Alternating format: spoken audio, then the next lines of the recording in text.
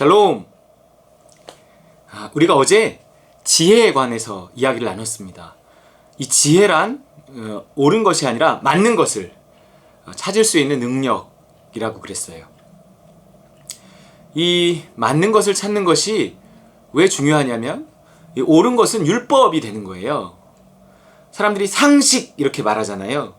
그 옳은 것, 상식 이런 것이 이제 율법이 되어서 그것이 그 사람에게 죄책감을 일으킨단 말이에요. 해도 그 옳은 것을 해도요, 자기가 기꺼이 하지 않았기 때문에 자기 마음 안에서는 억지가 있었기 때문에 그것이 또 죄책감이 되고요. 못하면 못했기 때문에 또 죄책감이 들고요. 이런단 말이에요. 그 죄책감이 결국 사망을 가져와서 하나님에게서 이렇게 멀어지게 한다는 거죠. 우리가 생명의 근원 되시는 하나님과 가까워지면 가까워질수록 행복해지는 거예요. 그게 구원이에요. 그게 영생이에요. 하나님과 그래서 가까워지기 위해서는 죄를 지으면 안 되는데, 죄라는 것이 그렇게 우리 마음의 양심에 거리낌을 갖게 하는 게 죄잖아요.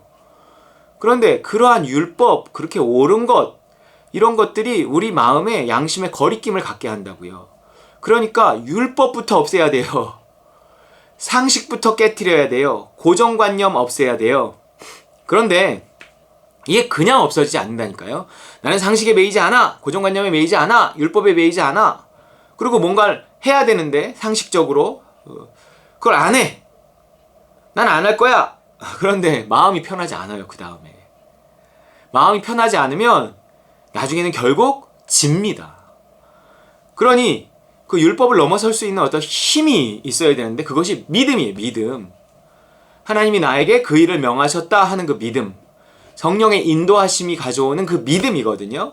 성령은 우리에게 믿음을 주셔서 그리스도의 뜻을 알려주시니까, 나를 인도하시니까 성령이 내 영에 주시는 믿음, 하나님의 뜻이라는 확신, 이것이 율법을 넘어설 수 있는 힘, 사람들의 상식과 사람들의 시선, 이런 것들을 개의치 않고 내가 내 길로 갈 수 있는 힘이 믿음입니다.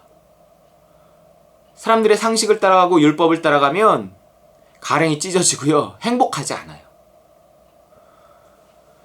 옳은 것이 있지만 나에게 맞는 것이 있습니다. 그 맞는 것은 나를 가장 잘 아시는 성령 하나님이 내 안에서 인도하시는 그 믿음이 말해주는 거예요. 이것이 복음입니다. 이것이 핵심이에요. 여러분, 그 성령의 인도하심을 받아야 되는데 그 성령은 내 믿음이 완벽할 때만 인도하시는 것은 아니에요. 오히려 내가 할 수 없다. 하나님, 나는 알 수 없고 할 수 없어요. 도와주세요. 라고 말할 때 성령이 인도하시는 거예요. 그러기 위해서는 먼저 십자가가 필요하다 그랬어요.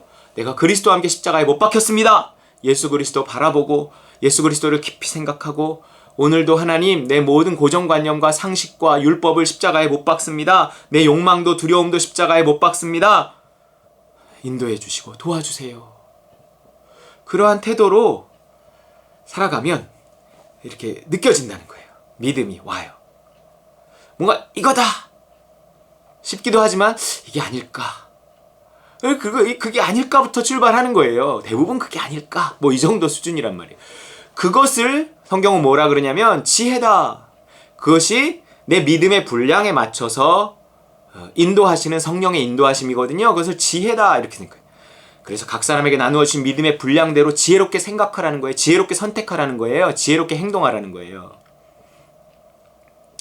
내 믿음의 분량에 맞는 선택이 있다고 그랬습니다. 자, 에베소서 5장도 이 지혜에 관해서 이야기하고 있어요.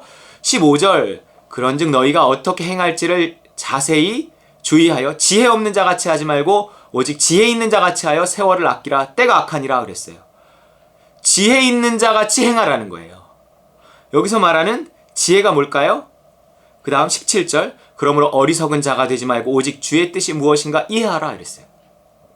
그러니까 주님의 뜻을 이해하는 것이 지혜예요. 근데 주님의 뜻은 성경에 다 있잖아요. 이렇게 말하는 사람 내가 정말 많이 봤어요.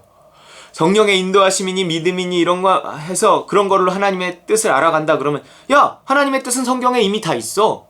무슨 지금 뭐 하나님의 뜻을 무슨 찾는다고 계시를 받을 필요가 있고 무슨 인도하심을 받고 그런 게 어딨어? 이런 거 되게 많이 들어봤어요. 아니에요. 주의 뜻이 무엇인가 이해하기 위해서는 그냥 주의 뜻이 아니잖아요. 옳은 건 알아요. 옳은 건 많아요. 하지만 옳은 것 중에 나에게 맞는 것이 무엇이냐는 거예요. 옳은 것도요. 이게 옳은 것도 이게 옳을 때도 있고 그렇단 말이에요. 그럼 지금 나에게 옳은 것은 뭐냐는 거죠. 그래서 A와 not A를 좀 다 품고 있을 필요가 있어요.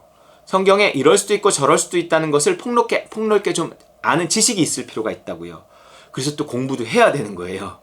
그래야 그 사이에서 알면 알수록 복잡해져, 알면 알수록 더 부자유해. 그럴 수도 있지만 그 A와 not A를 다 알고 그 사이에서 인도하시는 성령의 인도하심을 받을 수 있어요. A만 알면 인도하심이 필요 없잖아요. 그게 주의 뜻인데 뭐 그렇게 하면 되지. 어떤 것도 그런 건 잘 없어요. 대부분 이럴 수도 있고 저럴 수도 있고 성경을 깊이 알면 알수록 배우면 배울수록 그렇기 때문에 배우고 확신한 바에 거하는 것이 필요해요. 주의 뜻이 무엇인가를 이해하래요. 어떻게 이해해요? 어떻게 행할지 자세히 주의할 때. 하나님 어떻게 행해야 될까요? 어떤 선택을 해야 될까요? 자세히 주의해야 돼요. 범사에 헤아려 좋은 것을 취하고 그랬어요.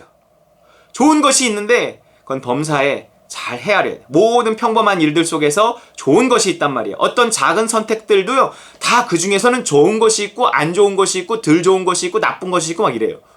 제일 좋은 것을 선택해야죠. 그것은 어떻게 선택해요? 헤아려야 돼요. 생각을 사용해야 돼요. 묵상해야 돼요. 하나님의 뜻을 이해해야 돼요. 주의 뜻이 무엇인가.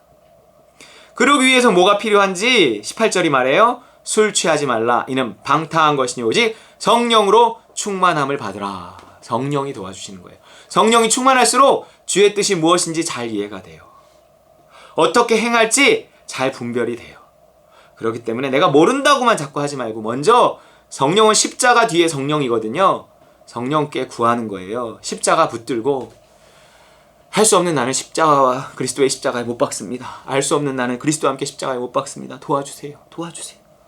이런 사모하고 어린아이 같은 마음이 있어야 돼요. 그리고 말씀하시면 믿음 주시면 그 믿음이 보통 상식과 달라요. 상식과 같을 수도 있지만 상식과 다를 때가 많아요. 그거는 일부러 또 그럴 때도 있어요. 그 상식대로 해도 되는데 인도하심을 구하면 일부러 상식에 맞지 않는 어떤 것에 대한 믿음을 줄 때도 있어요. 그 이유가 뭔지 아세요? 그 상식과 싸우라는 거예요. 상식을 깨트리라는 거예요. 왜냐하면 상식을 깨트리기 위해서는 용기가 필요한데 그렇잖아요. 상식대로 하지 않으면 욕먹어요. 저도 무지하게 욕 먹고 여기까지 왔겠죠. 믿음을 따라 살려고 하면 한 집에 두세 사람이 있어. 부모와 자식이, 며느리와 시어머니가 이렇게 가족끼리 부딪힌대잖아요. 왜요? 나는 하나님 나라의 질서, 하나님 나라, 예수 그리스도를 믿고 이제 하나님 나라에 속해서 하나님 나라의 질서인 믿음. 그 나라는 믿음을 따라 사는 곳이거든요. 그래야 그 나라의 삶이 유지돼요. 세상은요, 상식, 율법이에요. 세상의 상식, 도덕, 윤리, 규범 이런 걸 따라 살지 않잖아요. 그럼 세상 나라의 삶이 유지되지 못합니다. 어떻게 돼요? 왕따 당해요. 어떻게 돼요? 감옥에 갇혀요. 그렇기 때문에 거스를 수가 없는 거예요. 우리는 겹쳐진 두 세계 같이 살고 있잖아요. 세상 나라에서 땅을 밟고 여전히 살고 있지만 하나님 나라에 속한 삶을 살아야 된단 말이에요. 그러기 위해서는 결국 세상의 상식과 율법을 부딪혀야 할 때가 참 많다고요. 그 과정을 통해서 십자가가 필요하고 그 과정 속에서 시련이 있고 고난이 있고 그걸 견디는 속에서 하나님께 더 간절히 구하고 내가 정말 믿음대로 이렇게 한 게 맞는지 다시 한번 확인하면서 기도하고 이런 걸 통해서 믿음이 좋아져요. 하나님과의 관계가 깊어져요. 하나님의 기뻐하심을 입어요. 믿음이 없이는 하나님을 기쁘시게 하지 못합니다. 여러분, 하나님 나라의 질서를 따라 살아야 하나님 나라의 삶을 살아갈 수 있어요. 하나님의 나라는 하나님이 통치하시는 나라잖아요. 하나님의 통치, 그 믿음으로 통치하시는 거예요. 믿음은 들음에서 나며 들음은 그리스도의 말씀으로 말미암는다. 로마서 10장 17절이 말하잖아요.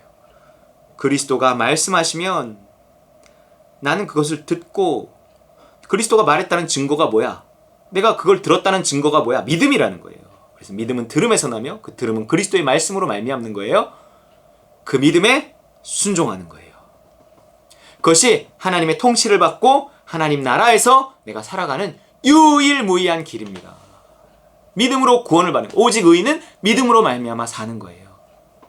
범사에 내가 어떻게 행할지를 자세히 주의하고 범사에 잘 헤아려 생각하고 인도하여 주시고 도와주세요. 이러면서 주의 뜻이 무엇인가를 이해하고 순종하는 그 길에 십자가와 성령을 의지해서 하나님 나라에 속해서 그 믿음을 따라 인도하심을 따라 사는 그 길에 더 성령의 충만함이 있고 하나님 나라의 더 깊은 이렇게 경험이 있게 되고 더 큰 축복이 있습니다. 여러분이 복음 알고 누리고 전하는 저 여러분 되시기를 주의 이름으로 축원합니다.